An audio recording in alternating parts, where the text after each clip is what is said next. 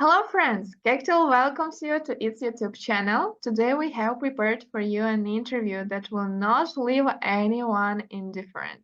But before we start, let me remind you that as always with you, Oleksandra, the content creator of this YouTube channel, and our guest today is Edwin, a young, authentic leader from Papua New Guinea, a man who is doing so many things for the youth of his country. Nice to welcome you, Edwin. Could you please introduce yourself to our audience and tell us more about you? Thank you, Oleksandra. My name is Edwin. I'm from Papua New Guinea. I am a final year student at the University of Papua New Guinea. I'm studying anthropology and population studies. And I am also a volunteer. I volunteer with a number of organizations. And one of them is YPEER, PNG. I'm also a colleague. I'm also a Kectil colleague. And I am a board member for the Kectil program as well. So, Wow, it's yes, in a incredible. nutshell, that is about me. Thank you. Oh, it's really incredible. Thank you, Edwin. I think it would be interesting for our viewers to hear about your way in the Kectil program in more detail. How did you get into the program? What were the most challenging things for you in that way?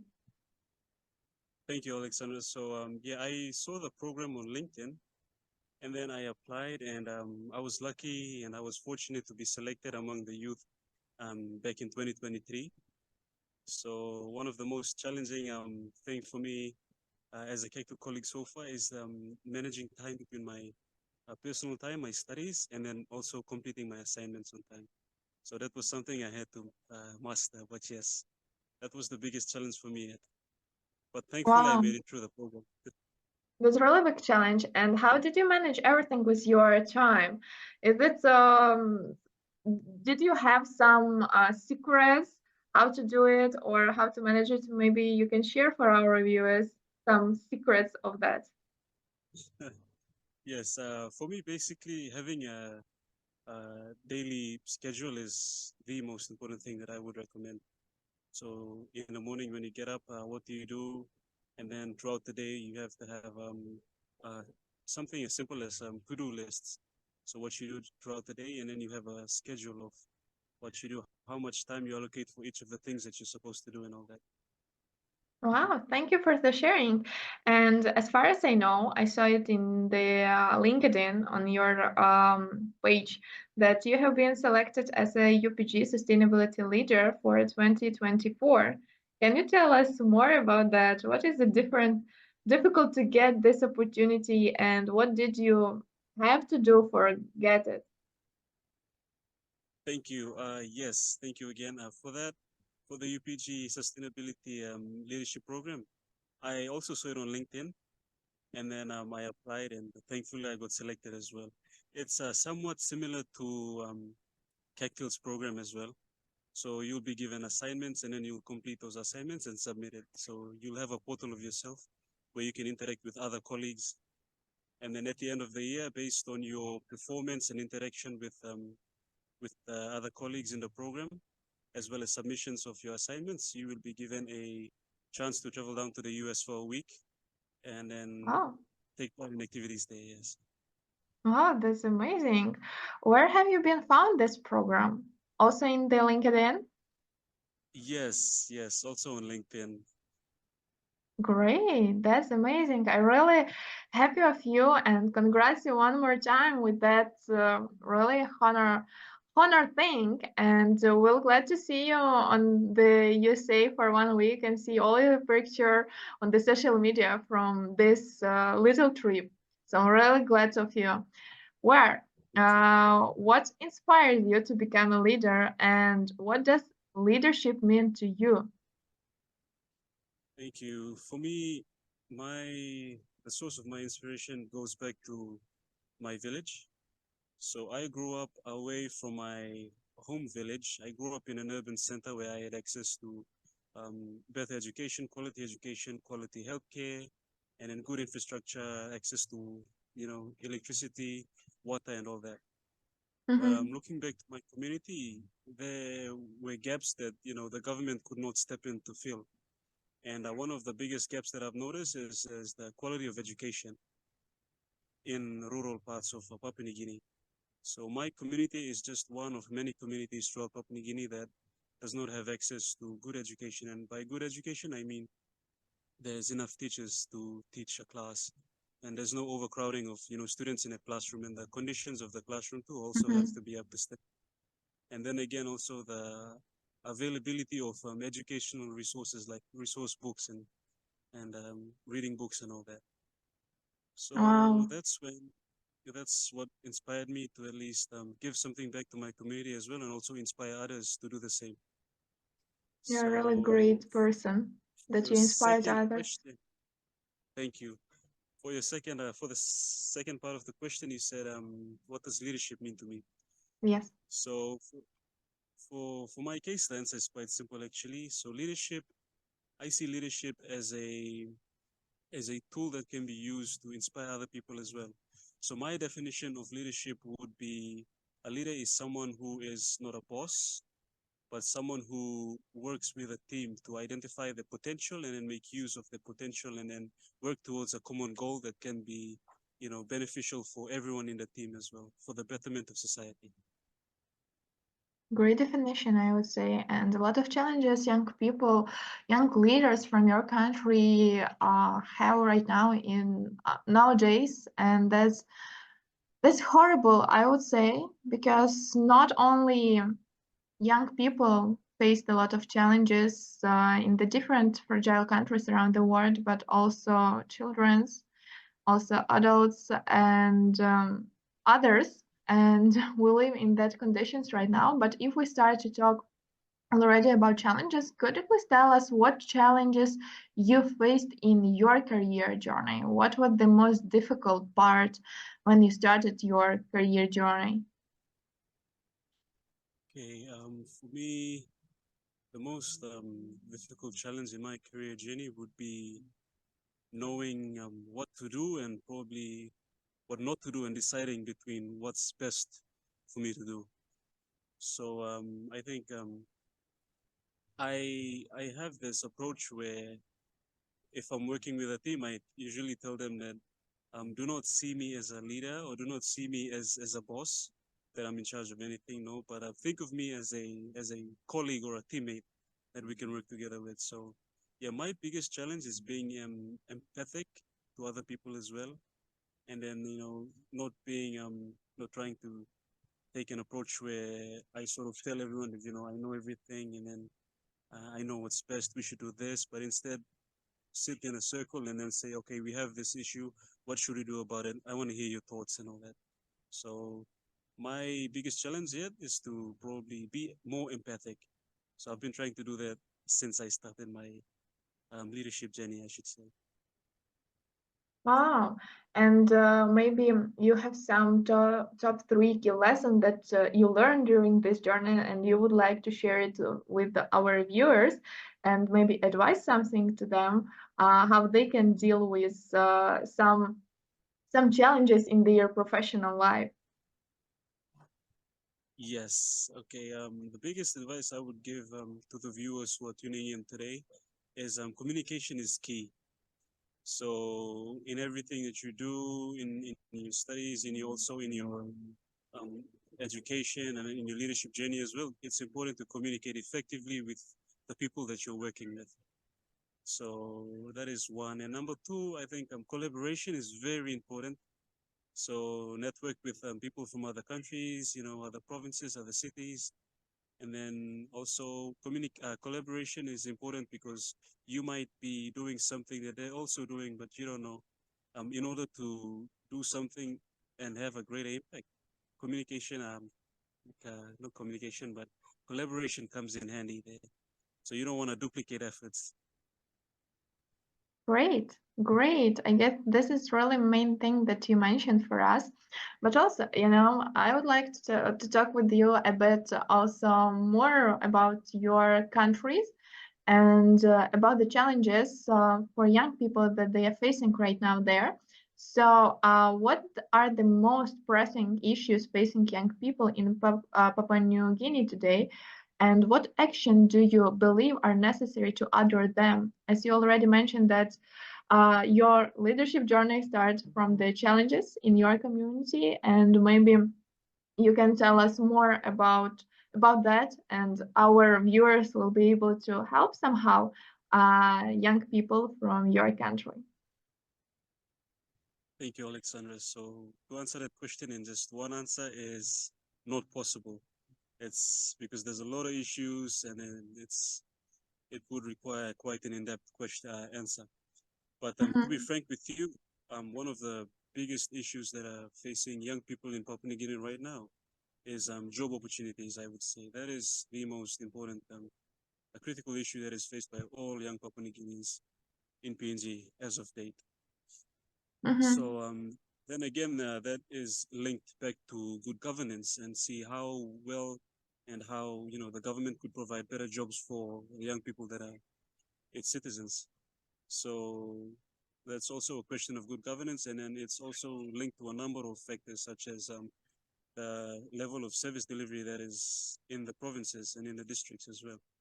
So because of this, there's usually this tradition where there's usually this trend that's been going on where people are migrating from rural settings and centers to urban centers in search of better job opportunities, better education, better um, access to basic service deliveries like health, as I've mentioned before, and better infrastructure, and then also in search of job opportunities and education.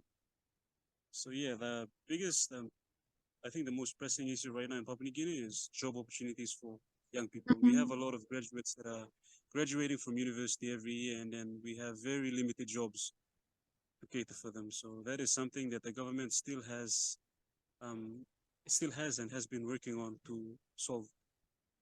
Okay, got it. Is it more related to labor market that you don't have a lot of places, a lot of companies that would like to get young people to their companies as employee, or is it more related to education level? How do you think? What is the main problem of that? I wouldn't say it's related to labor market. We Okay. have enough companies in Papua New Guinea, and also, but then again, we're also open to foreign investment and all that to come in into our Mm-hmm. country as well. But it's closely tied to education, I'd say. So we have limited. We have only around seven tertiary institutions that are in Papua New Guinea, and then Okay. we have a lot of the government back then. I think in the last decade, sort of pushed had this policy of tuition-free fee policy, where Mm-hmm. a child would not have to pay for his or her fees because the government has subsidized the fees for as little as elementary up all the way up to high school. So because of that, Okay. we have a lot of young people going back to school, and we also have a lot of adults that are going back to school to take up studies again. And then Mm-hmm. by the time they come to they finish high school, there's not a lot of universities to attend. And so Okay. the universities again, they select only the ones that are performing academically well, and then the others they sort of do not accept them at all. So they end up going back to their own communities and then looking for other opportunities. And most of them they tap into small businesses. They go back to farm the land and all that to sell the produce. Yes. Okay, I got this. I even got an idea just during your speech that maybe I will need in the near future, or maybe in the next 2, 3 years, to open my own company and invite young people from different countries like Papua New Guinea as well, to get them opportunity to get a real good job, and help them to be involved and seeing how labor market works in the different countries, and help them even to have just online work, online job. And yeah, this idea just came to me during your speech, and right now, I guess until the end of our interview, I will thinking more about that, and will thinking how to realize it. But by the way, By the way, how do you Yes. think traditional culture and values interact with modern leadership practice in Papua New Guinea? How it's related to all these challenges, to everything that's going right now in the labor market, and not only for young people? Okay, so Papua New Guinea, as you've heard before, probably from me, and then you've also seen online, and then it's one of the most culturally diverse countries in the world, I'd say. So yeah, culture has an important part to play in everything that goes on in our society here in Papua New Guinea as well. Mm-hmm. So there's a lot of factors that come into play when you talk about culture, and then you know day-to-day daily trends. So, for example, we have this system called one talk system. So this one talk system is a thing where if you're working in a company and there's an opening, there's a job opening, and then you have people applying for the position, you would probably select one of your relatives who is also applying for this position. So it's more or less like a nepotism, people who you Mm-hmm. know, and then family members. So these system has been in place for ever since we got independence. And because of this, we usually, the result is you have people who are incompetent to work in the positions that they're currently, working in. And then because of this, it also leads to poor management of resources, and then it affects everyone down the line. So that is Okay. just one of the issues that is culturally tied also to, good governance and resource management and all that. Mm-hmm. Mm-hmm. Got it. And what role do you see technology playing in empowering young people and driving change in Papua New Guinea? Okay, interesting you should say that, because lately there has been this trend of affiliate marketing. I'm sure you've heard of it. Yeah. Mm-hmm. So a lot of people are starting to tap into that space as well. So they see they've been using AI, ChatGPT, and other AI softwares to generate, content to also make to earn a revenue as well. So there's a lot more people that have been tapping into that space I think in the past year now, last year and this year. Okay, great. And in what ways do you believe young leaders from your country, young people, can contribute to the development and progress of Papua New Guinea by themselves? Okay, so for this, I would say that what I believe is the best approach that young people could take to contribute meaningfully to society is one to build themselves. That is the most important thing that I would recommend. In order for you to give back, or in order for you to contribute meaningfully to your community or to your society, you have to build yourself to the fullest of your potential. So capacity building programs, take part in capacity building programs, educate yourself in certain topics that you do not understand, or certain topics that you feel that are important to, contribute back to your community. And the second important thing that I would also recommend is volunteering. So volunteer with organizations, or start, small initiatives Mm-hmm. and groups, and then you can volunteer to do small community initiatives that involves like as simple as cleaning up every Sunday in your community, doing a drive or a book drive and all that. But recently, last week there was a big earthquake in Papua New Guinea, in the northern part of the country, where we have a province, and they're called the East Sepik province. Mm-hmm. They were struck by a huge earthquake of 6.9 magnitude, Wow, and then around that time, horrible. 1,000 homes got destroyed of floods as well, and then landslips and all that. And then so looking back at it, the one of the organizations that I volunteer for, YPAPNG, I got my team together, and then we organized a donation drive. So this donation drive is still ongoing, and then we reached out, and then we made a call out for people who have extra clothes, like footwears, shoes, trousers, and then shirts and blankets, and then also hygiene kits as well, and then Mm-hmm. sanitary pads for women and girls as well. So yeah, we've made a call out, and then we're still collecting donations. So we're gonna send it off to that province on the second week of April.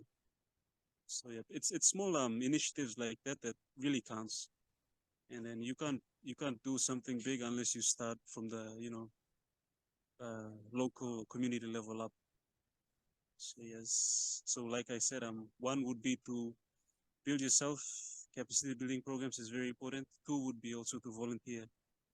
Yeah, So you you're upskill right. yourself.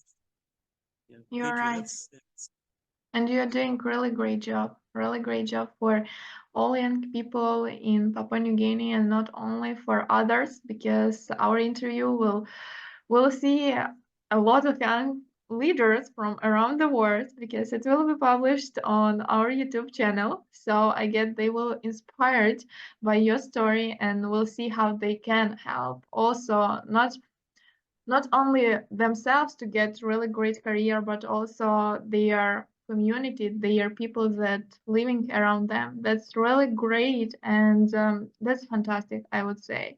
I also drink all your speeches thinking about how can I help still young people from my place where I live to help young people that living in the other side of this planet. How can I be useful for them? What I can do for them? So it's just such questions started to pop up in my head, and I started to build even a business plan that I can implement, looking for some investments and doing some great things for young people around the world. And your speech, your words inspired me and motivated me doing some great things for others. And I guess other young people that were watching our interview will feel the same.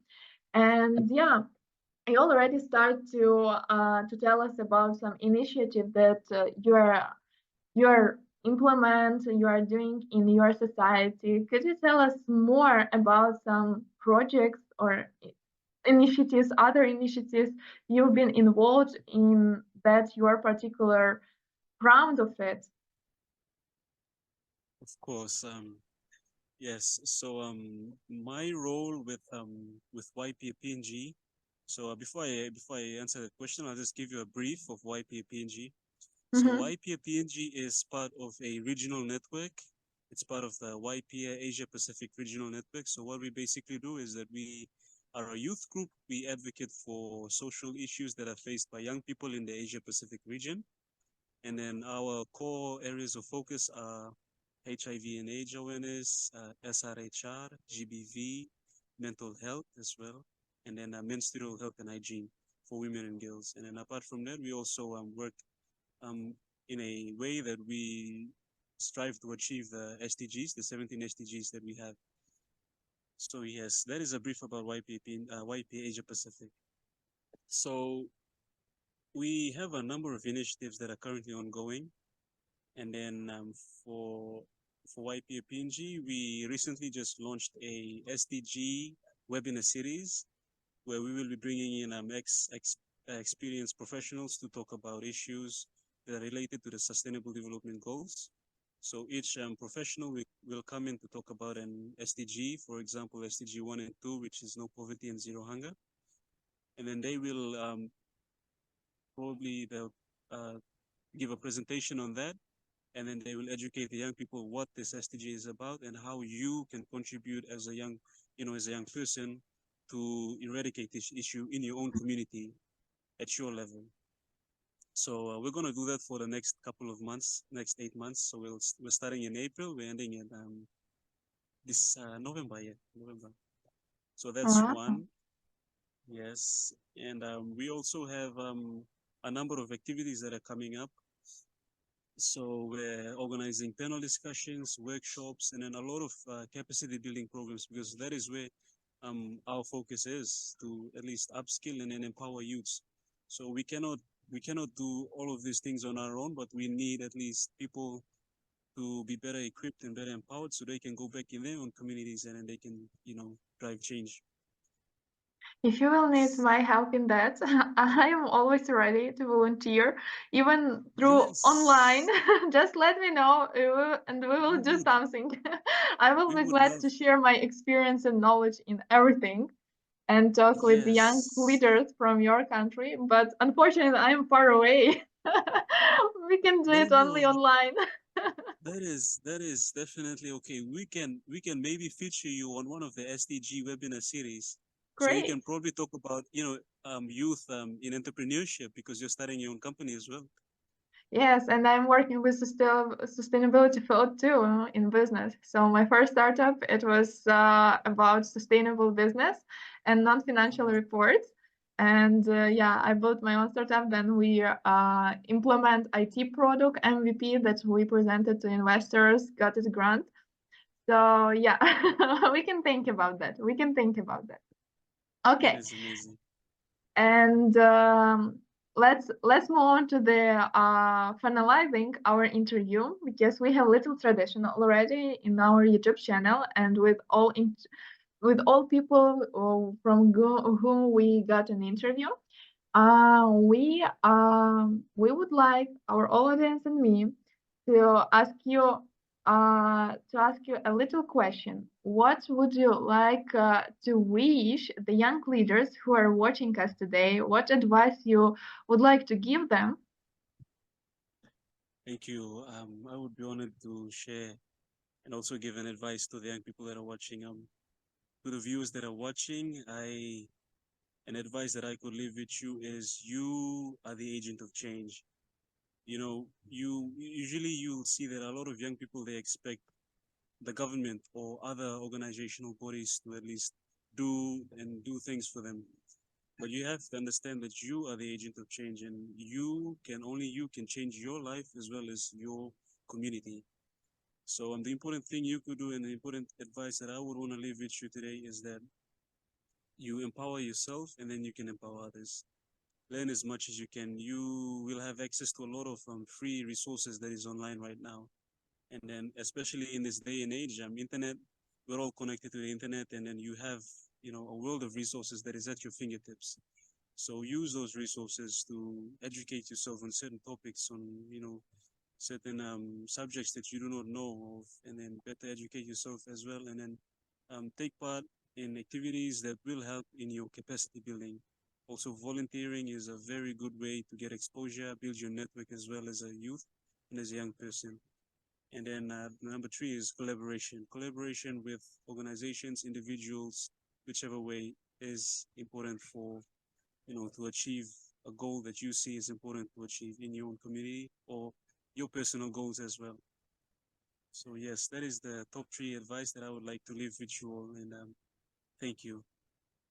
Brilliant advice. Thank you very much, Edwin. Thank you very much for your time and for an inspiring interview. And I remind to our viewers that it is important for us to see your comments and activity on the channel. So do not forget to like it, comment, and subscribe to our Kectil YouTube channel. Thank you once again for your time to being with us and to be involved in that really great discussion.